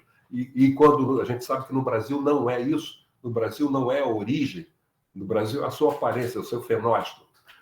Claro que existem pessoas que se identificam dessa forma por uma questão de, meu pai é negro, então eu não me sinto confortável dizendo que sou branco, coisas dessa natureza assim. Mas na prática, na verdade, o que interessa é a forma como a pessoa é identificada. E aí essas comissões são importantes porque elas vão levar exatamente isso em consideração. Uma vez eu participei de uma atividade em que eu compartilhei a mesa com um sujeito que era da Petrobras. E ele mostrou como é que lá na Petrobras a forma, então, dessa comissão era constituída por, se não me engano, 11 pessoas, negras, brancas, de diferentes regiões do país, porque isso também é importante. Como eu disse, uma pessoa pode ser negra, branca na Bahia e negra no Rio Grande do Sul. Isso também precisa ser levado em consideração. Mas, para mim, isso o fundamental é exatamente a forma como a pessoa é identificada na sociedade. Né? Então, é claro que a gente pode respeitar essa autoidentificação do ponto de vista de família, de como essa pessoa se considera, mas na hora do vamos ver, o que interessa ali é como ela é vista pela sociedade. É isso que é o mais importante. Ô Medeiros, eu acrescentaria que na segunda vez que o STF foi discutir a condicionalidade dessa política, na primeira vez foi na DPF 186, sobre ações afirmativas no ensino superior, e na outra na DC 41, que foi nos serviços públicos. O STF ele confirmou a necessidade da existência desse mecanismo de controle, na verdade, né? Porque, embora seja um direito da pessoa se autodeclarar, e a administração pública, o Estado, pelo menos espera que as pessoas vão agir de boa fé, ou melhor, deseja que as pessoas vão agir de boa fé, mas nem sempre é assim. Por isso que esse mecanismo de controle, a banca de heteroidentificação, ela é muito importante. A gente sabe que tem muita coisa, né, para poder melhorar, e a gente sabe que também, por exemplo, pelo menos a visão que eu tenho, não sei qual é a visão de vocês, mas o pardo, por exemplo, que segundo o IBGE é negro, é uma questão sensível. Há várias gradações de pardo, e é uma coisa aí que eu acho que é uma temática assim, difícil assim, para a banca lidar. Agora eu gostaria de fazer mais uma pergunta, que é o seguinte, sobre essa temática mesmo da ação afirmativa. Eu sou a favor da ação afirmativa, felizmente a gente tem tido bons resultados, mas há quem critique as ações afirmativas com o seguinte argumento. Mas o movimento negro esqueceu da questão do ensino básico de qualidade. E aí eu lembrei disso agora porque nas minhas pesquisas aleatórias que eu faço pelo fato do tema me interessar, eu achei uma carta que a Comissão dos Libertos endereça a Rui Barbosa, pedindo que a lei de 1871, que a questão do acesso à terra e da questão do acesso ao ensino, né, que os filhos aqueles que fossem libertos daquela legislação dali em diante passaria a ter uma outra vida, né? E o curioso também que tem uma outra discussão que é a grande polêmica da queima dos arquivos feita por Rui Barbosa, né? E aí tem um livro escrito pela Casa Rui Barbosa, no qual Rui Barbosa diz assim, os ex-donos dos direitos escravizados reivindicavam indenização em decorrência da abolição que estava ali iminente. E aí o Rui Barbosa rebate eles e diz assim, que na verdade deveria ser indenizados seriam os ex-escravizados. E o Rui Barbosa é uma pessoa muito assim, difusa, para mim, muito, enfim, com uma personalidade muito assim complicada. Eu gostaria de te ouvir assim, primeiro sobre essa crítica que fazem às ações afirmativas, porque na concepção dessas pessoas, o movimento negro meio que deixou de lado a reivindicação ao ensino de qualidade, e sobre essa figura de Rui Barbosa nessa temática. É interessante que você fala. Primeiro você falou sobre a questão do pardo, né? E o pardo tem uma outra complicação, essa identidade do pardo, porque quando saíram os dados então do último censo, 2022, eu já tinha essa coisa, essa visão.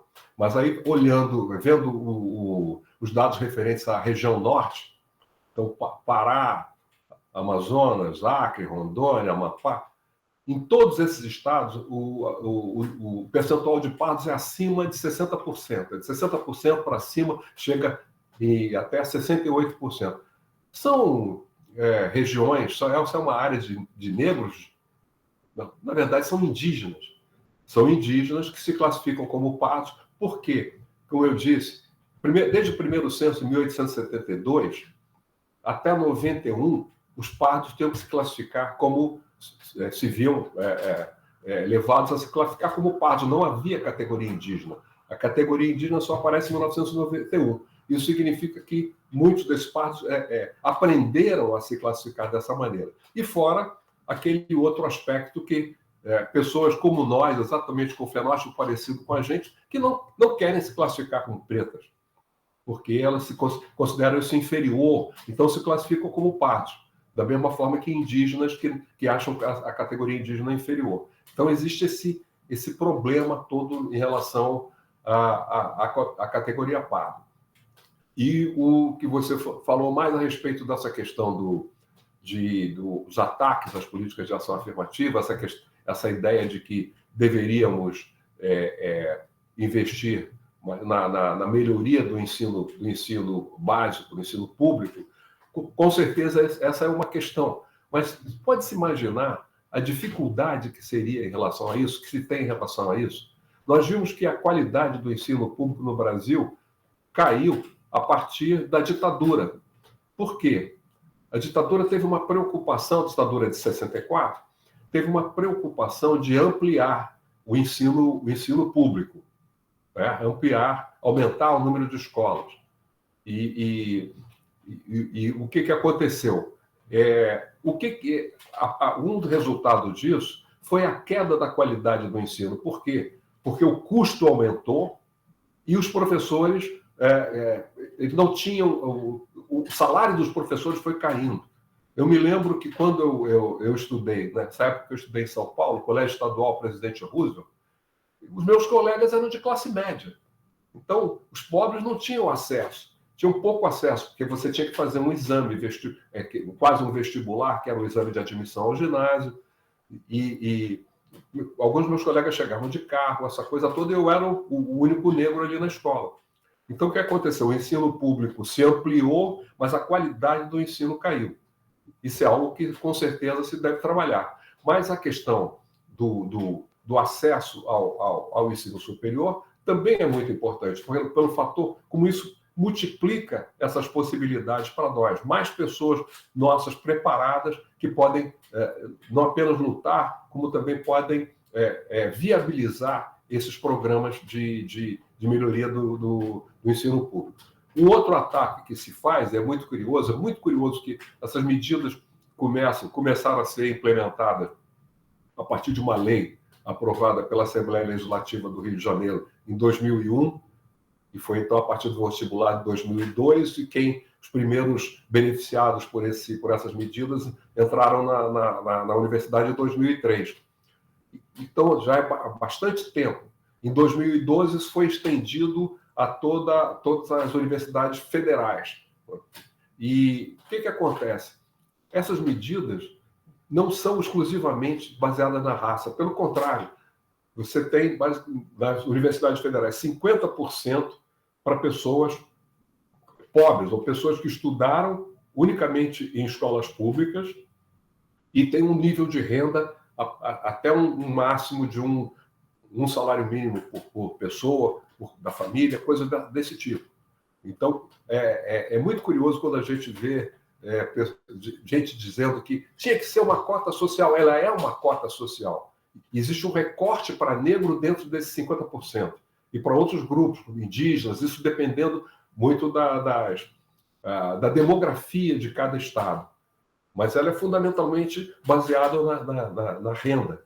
E aí, na renda e, no caso, alunos provenientes da escola pública. Ou seja, muitos brancos têm se beneficiado dessas políticas, diferentemente do que essas pessoas imaginam. E essas políticas, esses brancos deviam agradecer ao movimento negro, porque foi graças à nossa iniciativa dessas políticas que se incorporou, então, essa coisa da questão de classe no acesso à universidade. Então, trata-se muito disso também. Gente, eu não tenho mais nenhuma pergunta. Não sei se vocês têm alguma pergunta. Caso não tenha... Eu só queria terminar agradecendo mais uma vez, né, pela disponibilidade, por essa grande aula que foi esse nosso encontro. Também queria agradecer a todo mundo que participou, né, Tamara, Cíntia, Vinícius, Bernardo, Tamires, Ana Gabriela, deixa eu ver quem mais aqui. Tivemos aí um pouco mais de 15 pessoas assistindo, Léo, Maria Eduarda, né, o Vinícius, a própria Viviane, a Débora, acho que eu já falei, Bernardo. Viviane está aí também assistindo, mas está tendo uma aula de doutorado também ao mesmo tempo. ela é coordenadora do NEABI de Duque de Caxias, né, Viviane Rezende Prat. Também queria agradecer aí a presença dela, né, e o NEABI de Caxias sempre tentando propiciar esses eventos e também para fora, né, dos muros da escola também, né, como extensão, etc. Então é isso, só queria agradecer mais uma vez a participação e dizer que, enfim, estender o convite para que volte mais algumas vezes, né, a Duque de Caxias, ao IFRJ, nosso campus. A gente vai ter uma feira afrocentrada em setembro, lá no campus, né, a gente conseguiu ganhar um edital aí da Prefeitura de Caxias, então seria um prazer enorme contar com a sua presença, participação nesse nosso evento, né, essa feira afrocentrada. E é isso, assim, enfim. Então, em nome do PIBID, em nome do UFRJ, do IFRJ e do NEABI, queria agradecer imensamente por essa aula maravilhosa. Bem, eu também estou muito satisfeito, porque eu percebo, então, nesses 15 participantes dessa atividade, um grupo de aliados que vão ajudando a gente a levar essa luta adiante. Então, conto com vocês e vocês podem contar comigo. Então, sempre que eu puder, sem problema nenhum, vou participar das atividades e vou querer, sim, ir lá no campus, nessa feira afro, né? Deve ser uma coisa muito legal, e estar em contato presencial com vocês. Valeu. Maravilha. Muito obrigado, professor. Um grande abraço. Satisfação. Obrigado a todos. E a professora Marcela. Valeu.